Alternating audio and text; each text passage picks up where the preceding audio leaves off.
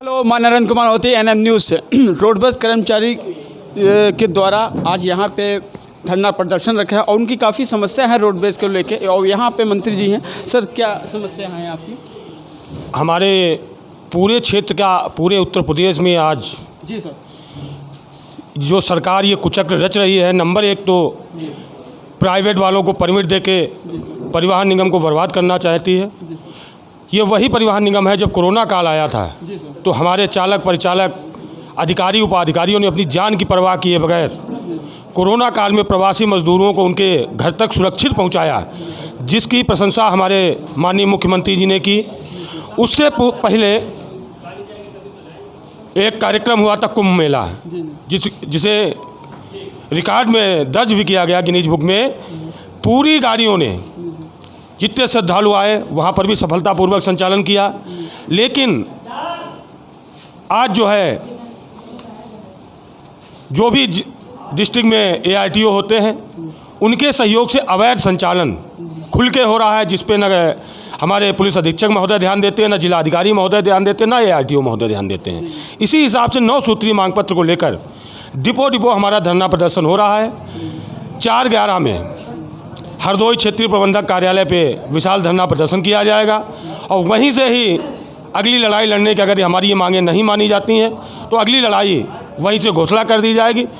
चाहे वो चक्का जाम हो, आमरण अनशन हो, जो भी कार्यक्रम किया जाएगा निगम हित में, वो हम लोग जरूर करेंगे। धन्यवाद। आप देख सकते हैं कि कोरोना काल में महामंत्री जी ने बताया कि रोड बस की काफ़ी भूमिका अच्छी रही है इस कोरोना। सर, आप क्या बताना चाहते हैं? जी, माननीय मुख्यमंत्री जी ने जो है कोरोना काल में जो हमारे साथियों ने प्रवासी मजदूरों को और राजस्थान से कोटा से छात्रों को उनके गंतव्य तक पहुंचाया, उसकी कई बार सराहना की। मगर बड़ा दुखद विषय है, चुनाव से पहले माननीय मुख्यमंत्री जी ये कहते थे संविदा क्या होती है, और आज माननीय मुख्यमंत्री जी भूल गए संविदा क्या होती है। उन्होंने वादा किया था सभी संविदा कर्मियों को नियमित करने का। आज वो रोडवेज का निजीकरण करने पर उतारू हैं, जिसका हम सब रोडवेज कर्मचारी पूर्ण विरोध करते हैं। जय हिंद, जय भारत। जी, आप देख सकते हैं कि यहाँ पे रोडवेज को लेकर धरना प्रदर्शन हो, काफ़ी सराहना काम किया है इस कोरोना में। सर, आप क्या बताना चाहते हैं? हमारा ये कहना है कि क्षेत्र द्वारा जो आज कार्यक्रम लगाया गया वो इसलिए लगाया गया है कि हमारे प्रदेश के अंदर 38,000 संविदा कर्मचारी कार्यरत है। हमारे चालक परिचालक जिनको प्रोत्साहन, अगर इनकम 51% नहीं होगी तो उनको अतिरिक्त जो प्रोत्साहन 3,000, 4,000, 7,000 दिया जाता था, उसे ख़त्म कर दिया गया। और लोड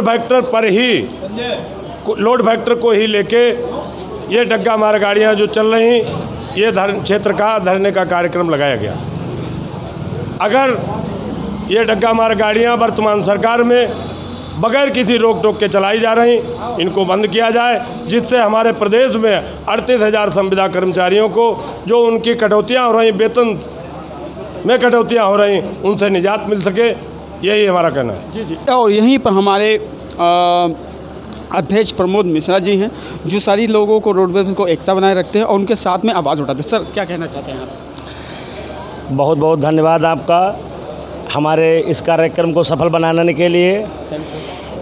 मैं उत्तर प्रदेश सरकार से भी ये कहना चाहता हूँ, आपके माध्यम से आवाज़ पहुँचाना चाहता हूँ कि आज ये संविदा शब्द जो है हम लोगों के आगे लगा है, जबकि हम लोगों का ही एक कार्य है। कोरोना काल में हर आदमी अपनी सेफ्टी देखता था, घर से नहीं निकलता था। हम लोगों ने अपनी जान की परवाह नहीं की। हम लोगों ने 10 लाख श्रमिकों को एक जगह से दूसरे जगह पर पहुंचाने का कार्य किया है, जिसका आज भी भुगतान सरकार द्वारा कहा गया था कि 300 रुपये रोज़ दिया जाएगा। हमारे भाइयों ने महीनों, कोई बनारस पड़ा है, कोई इलाहाबाद पड़ा है, संचालन किया, निगम में कार्य किया, लेकिन आज भी वो पेमेंट नहीं हुआ। 2001 में बात आई थी कि संविदा को नियमित किया जाएगा, लेकिन आज भी वो नियमितीकरण संविदा को उसका लाभ नहीं नहीं मिल पा रहा है। जो फिक्सेशन में हमारे यहाँ 14,000 17,000 में लोग थे, आज कंडीशन ये है, नियम ऐसा बना दिया गया है कि अगर 50% लोड फैक्टर महीने का नहीं होगा परिचालक का तो उसका प्रोत्साहन 7,000 रुपये काट दिया जाएगा। मैं माननीय सरकार से पूछना चाहता हूँ कि डग्गा मारी यहाँ बंद नहीं कराएंगे। हमसे कम किराए में अगर डग्गा मार वाहन ले जाएगा पैसेंजर को तो हम पैसेंजर कैसे ले जाएंगे? हमारा तो निर्धारित किराया है, हम 1 रुपया कम नहीं ले सकते। उनका कोई मानक नहीं है, उनकी कोई सवारी गिनती नहीं है कि एक बस में वो 50 बैठा लेंगे या 100 बैठा लेंगे। इस स्थिति में आज हम संचालन कार्य कर रहे हैं और हम लोगों को मेहनत के हिसाब से पारिश्रमिक शुल्क नहीं मिल रहा है। इसलिए जो संविदा हमारा कर्मचारी आज परेशान है, उसकी समस्याओं को देखा जाए। सर, कोरोना काल में जो बस गई थी कि उसका कोई एक आधार था पैसे का? उसका 300 रुपये पर डे का सरकार द्वारा एक घोषणा की गई थी। वो मिला नहीं मिला? अभी वो सिर्फ एक अनुपात में दे दिया। किसी का 2,000 बना तो उसको 500 दे दिया, किसी का 1,000 बना तो उसको 200 दे दिया। इस तरीके से पेमेंट वो दिया गया। ओवर टाइम नौकरी की है? नहीं, वो 300 रुपये के हिसाब से ही जब हमारा 2,000 बना, अगर हमने 10 ड्यूटी की तो हमारा 3,000 बन गया, लेकिन उसमें 500 हमको मिला है, बाकी पैसा नहीं मिला। कोरोना काल में जो हमारे साथी पीड़ित हुए, महामारी से पीड़ित हुए, वो लोग घर पे रहे और यही विभाग द्वारा उनकी जांच भी कराई गई। लेकिन हमारा सिस्टम अगर 3 महीने में अगर कोई व्यक्ति उसका महीना ख़राब होता है, 24 ड्यूटी 6,000 किलोमीटर नहीं होते हैं तो उसको फिक्सेशन से बाहर कर दिया जाता है। जबकि कोरोना काल में गवर्नमेंट की गाइडलाइन है कि उसको पूरी हेल्प दी जाएगी। जब कोरोना काल में आदमी बीमार है, घर पे है, तो वो कहाँ से ड्यूटी करेगा? उसको भी फिक्सेशन से बाहर कर दिया, अब वो किलोमीटर पे आ गया।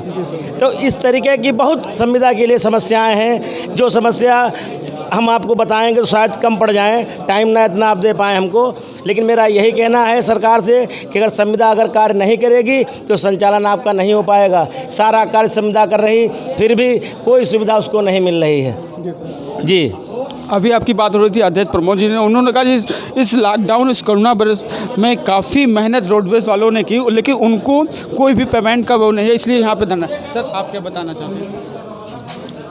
मैं आपके चैनल के माध्यम से कहना चाहता हूं कि हमारे प्रदेश की जो इस समय वर्तमान सरकार है योगी जी की, इन्होंने बड़े बड़े वादे किए थे जनता से और सभी कर्मचारियों से, लेकिन आज ये अपने उस वादों पे खरा नहीं उतर रहे हैं। ये जुमलेबाजी जो है इनकी बहुत हो गई। अब हम सभी लोग इतने परेशान और पीड़ित हो गए हैं कि आगे आने वाले कल हमारे बच्चों का जो भविष्य है बहुत ही अंधकारमय में है। क्योंकि हमारे रोडवेज में सबसे ज़्यादा जो अगर है तो वो संविदा कर्मचारी हैं। 90% संविदा कर्मचारी है और संविदा कर्मचारी इतना परेशान है। इस महामारी के दौरान में सबसे ज़्यादा कोरोना काल में संविदा कर्मचारियों ने कार्य किया। घर परिवार को छोड़कर महीनों बाहर पड़े रहे, पूरे प्रदेश के अंदर संचालन हुआ, जिसमें वो प्रताड़ित हुए, परेशान हुए, यहाँ तक कि वो खुद कोरोना काल में जो है अगर उसमें पाए गए। उनके परिवार का जो आर्थिक स्थिति ढांचा है इतना बिगड़ चुका है कि वो कुछ भी कहने के लायक नहीं है। संविदा पे काम कर रहे थे उन्होंने इस लॉकडाउन, इस कोरोना वायरस में काफ़ी, आप देख सकते हैं सारी जेलों संविदा पर रही हैं और इनकी समस्याएं काफ़ी रही हैं। और आप देख सकते हैं, मैं कुछ संविदा से लोगों से मिलना चाहता हूं। आप भी संविदा से हैं? जी हाँ, मैं भी संविदा से हूँ। आपको क्या इसको लाभ मिला? लाभ किस नहीं मिलता है, हम लोगों को केवल नुकसान मिलता है और शोषण के अलावा हम लोगों को होता कुछ नहीं। आप भी संविदा से हैं? जी जी आपको जी, लाभ मिला?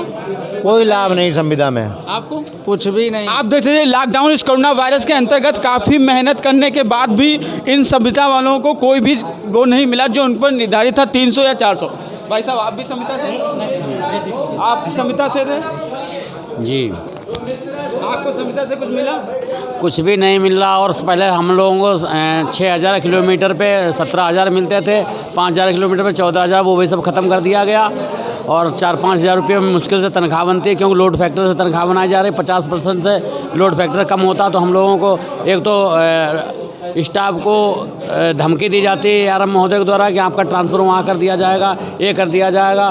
दूसरी बात यह है, ठेके पे हमारे कर्मचारी ठेकेदार द्वारा रखे जा रहे कार्यशाला में, और कार्यशाला में 20 कर्मचारियों की जरूरत हो तो 3-4 लगा जाते हैं, वो बिना पैसा काम नहीं करते हैं। और अगर अधिकारी महोदय से बात करो, फोरमैन से या ARM से, तो कहते हैं कि गाड़ी खड़ी कर दो। आप देख सकते हैं यहाँ पर संविदा आज यहाँ पे धन